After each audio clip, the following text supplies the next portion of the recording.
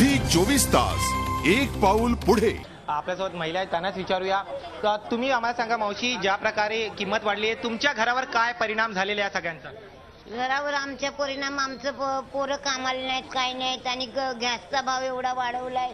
कसं आम्ही जीवन जगवायचं, हे करायचं सांगा. आता 800 रुपये झाले, आम्हाला 400 रुपयाचा सिलेंडर घ्यायलाच रडा येत होतं ना. आता हे 800 रुपये झाल्यावर कुठून आम्ही पैसे आणणार, कुठून हे करणार आम्ही सांगा. सरकारला जरा काहीतरी कळलं पाहिजे ना. ज्या पगारावर ते लोक काम करतात त्या पगारावर हा जो बजेट आता सिलेंडरमुळे वाढलेला आहे तो कुठेतरी त्या सगळ्यांना त्रास देणारा आहे. आणि म्हणून प्रत्येकाची एकच मागणी आहे की सरकारने हा जो निर्णय घेतलाय तो लवकरात लवकर मागे घ्यायला हवा. भूषण, अगदी खरं दिनेश, आपण पाहतोय इथे बेकारी एकीकडे या लोकांना सतावतीये, त्याचबरोबर आता महागाईने सुद्धा यांचं कंबरडं पुरतं मोडलेलं आहे. अशा वेळेला करायचं काय हा मोठा प्रश्न या सगळ्या सर्वसामान्यांसमोर आहे. आपण पाहतोय सरकारवरती हे सगळे दूषण देतात, सरकारला दूषण देत आहेत. सरकारने या किमती वाढवल्या नसत्या तर बरं झालं असतं असं या सगळ्यांचं म्हणणं आहे. काय एकूण सरकारकडे या सगळ्या नागरिकांचं मागणं एकदा विचाराल? त्यांना विचारतो. आपल्यासोबत आणखीन काही कुटुंब प्रमुख आहेत, मी तुम्हाला दाखवतो. या सगळ्यांमध्ये आणखीन एक कुटुंब प्रमुख आहेत, त्यांच्याशी मी बोलतो. त्यांचं काय मत आहे, हे जी लोक इथे जमा झालेले आहेत आपलं मत मांडण्यासाठी, असे ते कुटुंब प्रमुख आहेत, त्यांच्याशी आपण बोलूया. तुमचं काय मत आहे ज्या प्रकारे ही भाववाढ करण्यात आली आहे? ही जी भाववाढ करण्यात आलेली ही चुकीची आहेत. यांनी जे करायला पाहिजे त्याचे जो घ्यायचा जो भाव आहे तोच ठेवायला पाहिजे. तुमच्या बजेटवर परिणाम होणारच. प्रत्येकाच्या याच्यावर फरक पडणार. प्रत्येकाला हे करावं लागणार याच्यातून.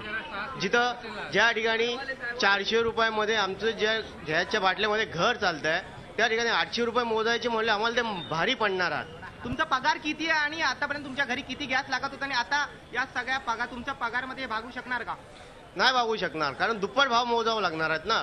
दुप्पट भाव मोजायला लागल्यामुळे याच्यावर खूप परिणाम होणार आहेत. सरकारकडे तुम्ही काय मागणी करता? सरकारकडे आमची एवढीच मागणी आहे का याच्यामध्ये जो भाव पहिला आहे तोच भाव ठेवावा आणि वाटलंच तर त्याच्यापेक्षा जरा कमी करावा, लोकांना सोयीस्कर होईल या दृष्टिकोनातून हे आहे. भूषण, तुम्ही ऐकलात की हे कुटुंब प्रमुख होते, त्यांच्या घर त्यांना सांभाळायला होत नाही आहे. अशा परिस्थितीत ज्या प्रकारे सरकारने ही जी दरवाढ केलेली 6 सिलेंडरच्या पुढे त्यांना जे 700 ते 800 रुपये मोजावे लागणार आहेत, तर या निर्णयानंतर प्रत्येक नागरिक जो आहे तो रागाच्या भरात आहे. प्रत्येकाची एकच मागणी, सरकारने त्यांच्या अवस्थेकडे लक्ष द्यायला हवं. एकीकडे बेकारी आणि त्यामध्ये जे काही घरातले छोटीफार मंडळी काम करतात, 4000-5000 कमावणारे जो व्यक्ती आहे तो या निर्णयामुळे खूप रागावलेला आहे. भूषण, अगदी खरे दिनेश, आत्ताची जी प्रतिक्रिया होती अत्यंत बोलकी होती. एकीकडे महागाई वाढली, दुप्पट जवळपास ही महागाई होणार आहे. डिझेलचे भाव 5 रुपयांनी वाढलेत. सगळ्याच गोष्टी जीवनावश्यक वस्तू महागणार आहेत. भाजी असेल, दूध असेल, सगळ्याच गोष्टी महागणार आहेत आणि त्याचा परिणाम नक्कीच या सर्वसामान्यांच्या बजेटवर होणार आहे.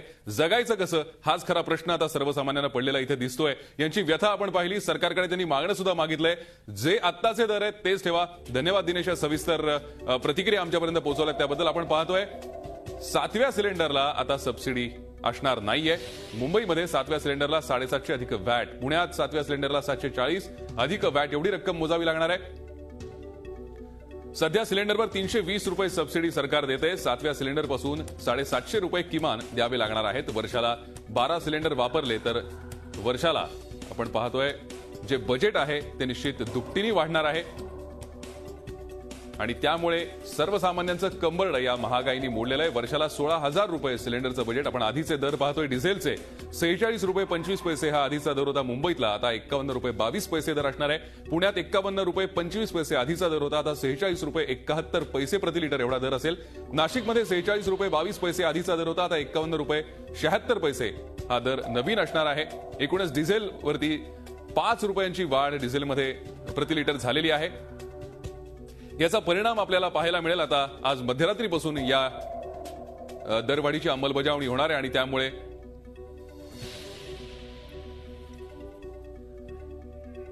एक प्रेक्षक आहेत आपल्यासोबत, विजय आहेत आपल्यासोबत नाशिकहून. विजय, सांगा तुमची प्रतिक्रिया या महागाईवरती. कशा प्रकारे तुम्ही महिन्याचं बजेट सांभाळणार आहात? हॅलो, बोला विजय. सर, शेतकऱ्यांना महाग झाले आता आणि हे सरकार भ्रष्टाचार थांबवत नाही. सर, भ्रष्टाचार जर थांबवला तर हे करायची गरज नाही ना पडणार. यांना महागाई वाढवायची गरज नाही ना पडणार. ठीक, थोडक्यात भ्रष्टाचार जर थांबवला तर ही महागाई होणार नाही असं तुमचं म्हणणं आहे. धन्यवाद विजय. विजय होते आपल्यासोबत नाशिकहून. भ्रष्टाचार सरकारने थांबवला तर ही महागाई होणार नाही, या जीवनावश्यक वस्तूंचे दर वाढणार नाहीत असं त्यांचं म्हणणं होतं. आपण एकूणच पाहतोय. तुमच्याही प्रतिक्रिया जरूर कळवा. 1800221010 आमचा टोल फ्री क्रमांक आहे. या वाढलेल्या महागाईवर आपल्याला काय वाटतं, कसं सांभाळणार आहात तुम्ही तुमचं महिन्याचं बजेट, जरूर कळवा. आपण पाहतोय आता एकीकडे डिझेलचा फटका उडालाय, गॅस दरवाढीचे चटकेही सर्वसामान्यांना बसतायत. 6 सिलेंडरवरती सबसिडी मिळणार आहे, 6व्या सिलेंडर नंतर मात्र सबसिडी मिळणार नाहीये आणि बाजार भावानुसार हा सिलेंडर खरेदी करावा लागणार आहे. तर डिझेलची 5 रुपयांनी दरवाढ झालेली आहे. झी 24 तास, एक पाऊल पुढे.